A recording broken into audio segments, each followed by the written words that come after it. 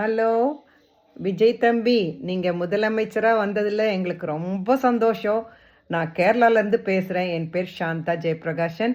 நான் சென்னையில் தான் பிறந்து வளர்ந்தேன். இப்போ இங்கே கேரளாலேருந்து இங்கே வந்து கல்யாணத்துக்கு அப்புறம் கேரளாவில் செட்டில் ஆகிட்டேன். எனக்கு இங்கேருந்து ஓடி வந்துடலாமா உங்கள் ஆட்சியில் என்னென்னமோ புது புது விஷயங்கள்லாம் பார்க்குறோம். மெயினாக அந்த கரப்ஷனை ஒழிக்கிற உங்களுடைய அந்த பணியை நினைக்கும் போது அந்த இடத்துல நம்ம வாழ முடியலையே. இப்போ சென்னையிலேருந்து கேரளாவுக்கு வந்துட்டோமேன்ற ஒரு இது கூட இருக்குது. மேலும் இந்த கேரளாலையும் அது மாதிரி வரும். இப்போ புது ஆட்சி வந்திருக்குது இல்லையா, வரும்னு நாங்கள் எதிர்பார்க்குறோம். உங்களுடைய ஆட்சி ரொம்ப சிறப்பாக அமையணும். நீங்கள் கவலையே படாதீங்க. யார் என்ன வேணால் சொல்லட்டும். முதலமைச்சரை தரக்குறைவாக பேசுகிறவங்கள அரெஸ்ட் பண்ணுற ஒரு சட்டம் கூட வரணும். என்ன தான் இருந்தாலும் முதலமைச்சரை ஒரு மக்களால் தேர்ந்தெடுக்கப்பட்டவங்களை அவதூற கூறும்போது அவங்களெலாம் அரெஸ்ட் பண்ணுற சட்டம் போடுங்களேன். நீங்கள் ஒரு முதலமைச்சர் தானே, தப்பு நடந்தால் அது கண்டிக்கணும் தானே. மக்களால் தேர்ந்தெடுக்கப்பட்டவங்க நீங்கள்.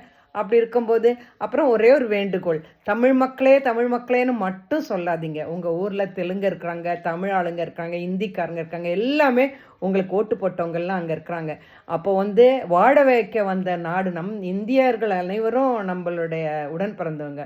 அப்போ தமிழ் மக்களேன்னு சொல்லாமல் பொதுமக்களேன்னு சொல்லுங்கள், உங்கள் சகோதரர்களே சொல்லுங்கள். Okay, all the best. உங்கள் ஆட்சியில் எனக்கும் ஒரு சின்ன ஏதாவது சேவை செய்யணும்னு கூட ஆசையாக இருக்குது. பட் நான் கேரளா திருச்சூரில் செட்டில் ஆகிட்டேன், வர முடியாத சுச்சுவேஷன். எனிவே என்னோடய சகோதரர்கள் எல்லாம் அங்கே தான் இருக்காங்க சென்னையில். அவங்கெல்லாம் உங்களுடைய ஆட்சியில் நல்லா பூரிப்பாக எதிர்பார்த்துட்டு இருக்காங்க. உங்களுடைய ஆட்சி சிறப்பான அமைய எல்லா வாழ்த்துக்களும். நன்றி.